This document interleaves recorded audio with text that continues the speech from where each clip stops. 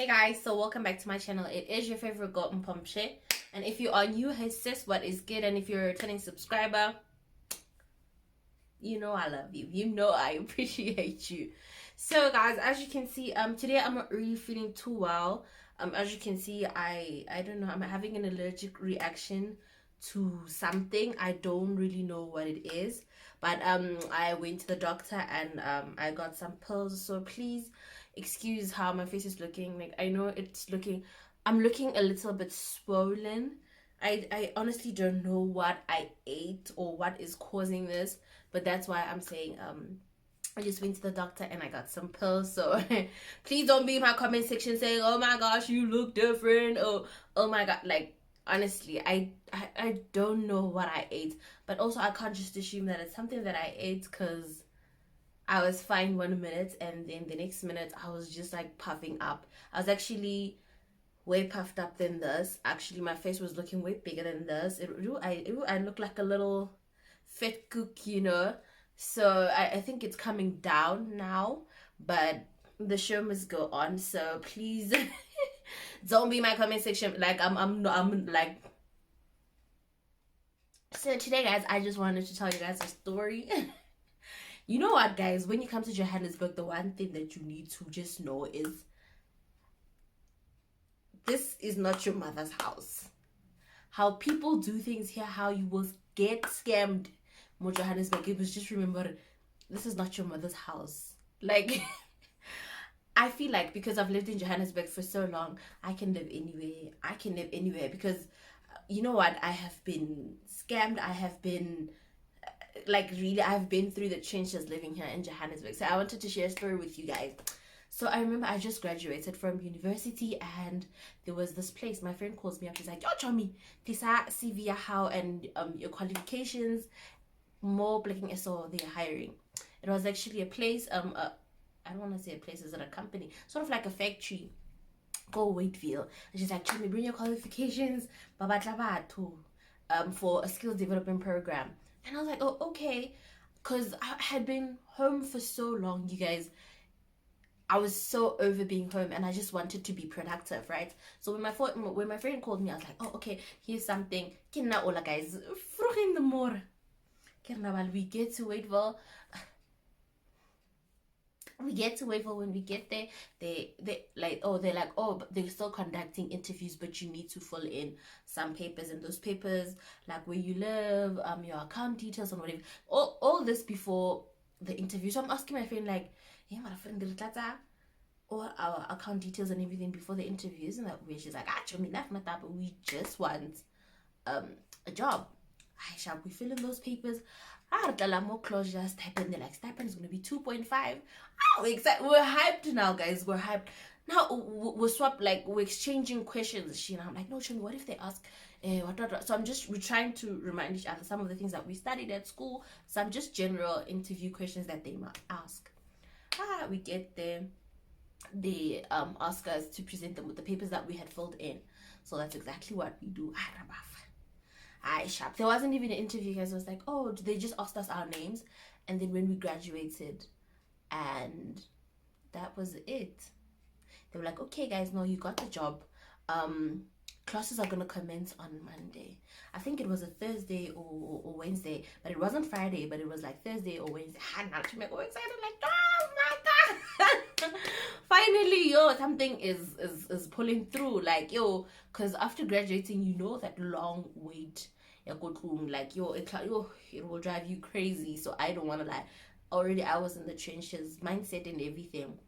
Hi, sharp Monday.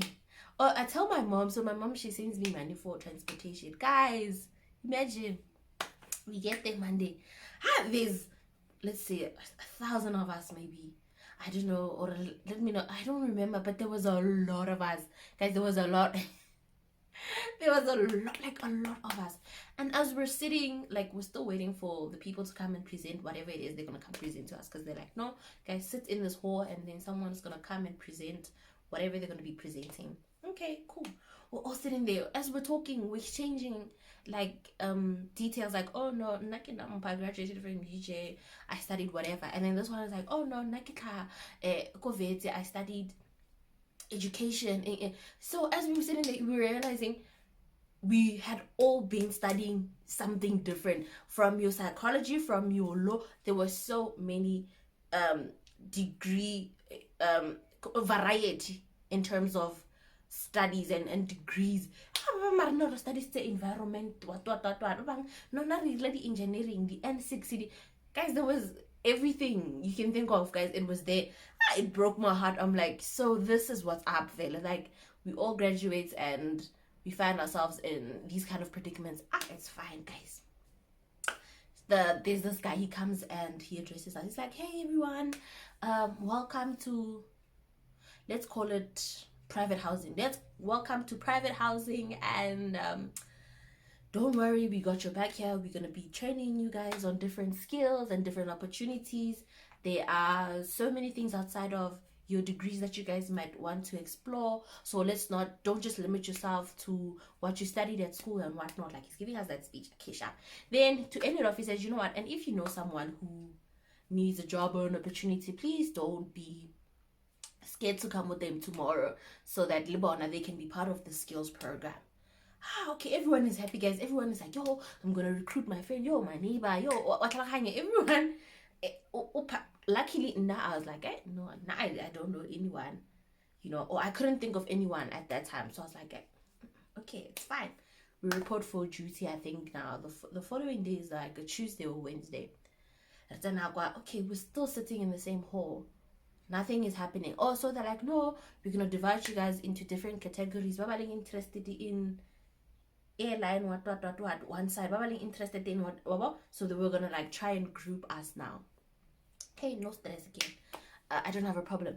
Every day when we get there, we sign sort of like a timesheet, or a register, or whatever you want to call it. Like in the morning when we get there, I think 8 we sign in, and then lunch you go and you sign out, and then when you come back from lunch you sign in again, and then when you leave before you sign out again. No stress, guys. So they were like, oh no, that's how we're gonna see who's attending and allocate that stipend according to that. Okay, so everyone is excited, guys. You know what, 2.5 wasn't a lot, but I mean 4 years, 3 years back or something, it was a lot. And for a graduate who had been sitting at home literally having to ask for money, data and everything, it was something. Okay, cool. Hi guys, first week we're still sitting in this hall, we're waiting to be divided. Second week, same situation. And so now we're starting to wonder what's really happening here. Like, but every day I encourage you, guys, please, if you know someone, a graduate, have her fill in these forms and then come through Lena part of this journey. Every single day there's more and more people, more and more people. Now there's so many of us that we can't all sit in this little wall situation that they had allocated for us. We're sitting outside, guys, and but no one cared about that, because I think everyone at this point was just focusing on, you know what, hey guys, hi, we're sitting there. Day in, day out, guys. Day in, day out. Hopefully there's taxi fare, there's lunch money, there's people are sacrificing things. Their parents, breadwinner, but the last money is okay. That man, I'll never forgive him. Okay, sharp. We're sitting there. I think now it's the 3rd week. Luckily, even I get a call like, no, please come to an interview at another place. Okay, sharp. No, I go there and that passes, and I go back to now private housing. But every day go private housing is we're just sitting there. We literally go there to just sit there and talk to each other. Like Ratutisana, hey, what did you do during the weekend? Even now, you know what you know, shit hits the fan when people start coming with the black lady charger. Now we're coming there with plugs and chargers, and we are sitting there like the whole day. I didn't, guys, no movement, no nothing, no sign of whoever owns this whatever project again. And it's about, no, Mr. Let's call him Mr. Money, because he ran away with our money. Let's call him Mr. Money. Mr. Money is gonna be here. He's gonna address you guys tomorrow. Tomorrow. Oh no, Mr. Money is now in a meeting, so he can't make it. But every single day, Mr. Money, I never told hana chance. He's a busy man.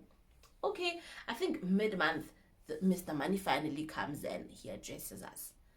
He's there. He drives a car, guys. He drives a big BM. Like, it's getting X-Mama, probably an X6 or whatever, but like, you know, and he comes through with his wife. The wife is pretty. She's dressed in a formal suit.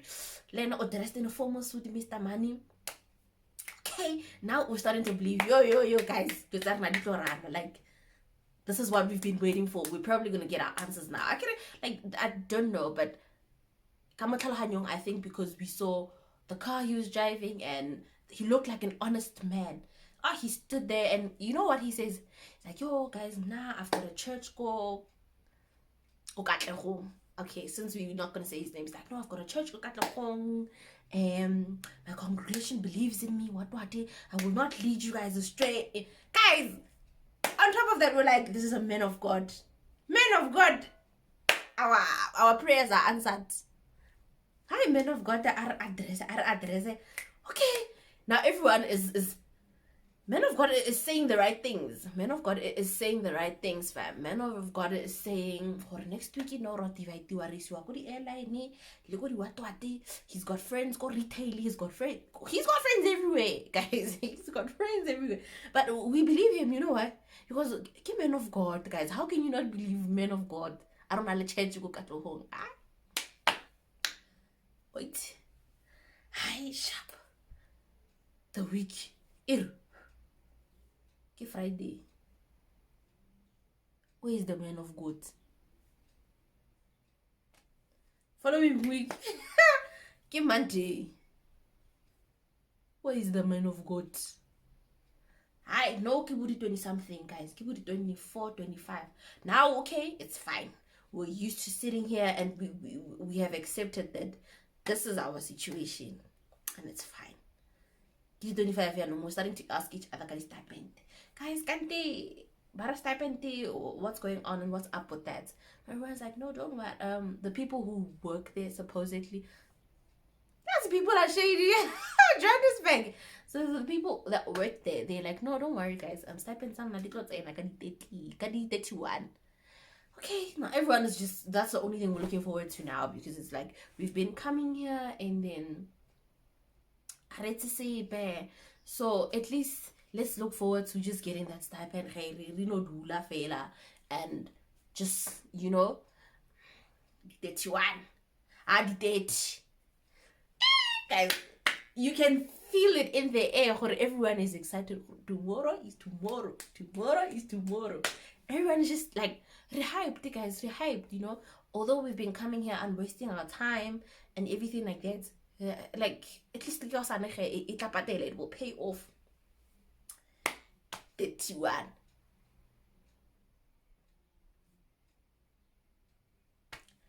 The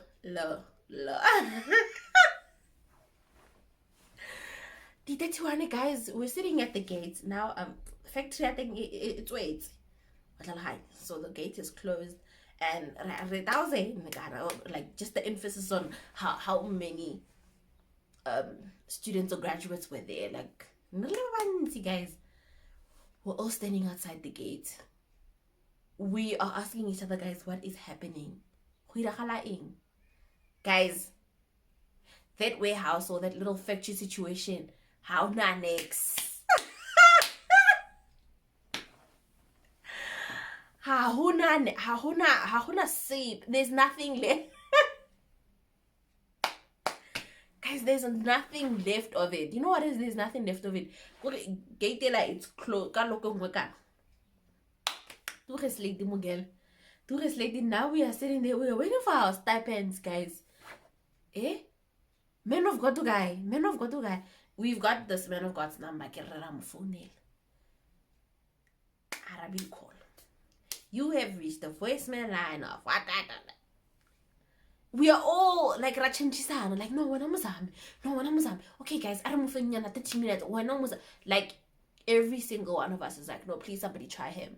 Now I'm getting like, it's funny, right? It's funny because we've been played, and then we've been played really 1,000 or really 600 and something, right? But it's not funny because now this one lady, she says, yo guys, you know what, I borrowed money from go next door to come here, and now the lady's gonna want the money back. She's gonna expect the money back because I told her I'm getting paid 31. Guys, it's no longer funny now. You see, it's no longer funny because like some people actually thought that this was like in Tamaniti and they're gonna like it'll change her situation or whatever. You know what I mean?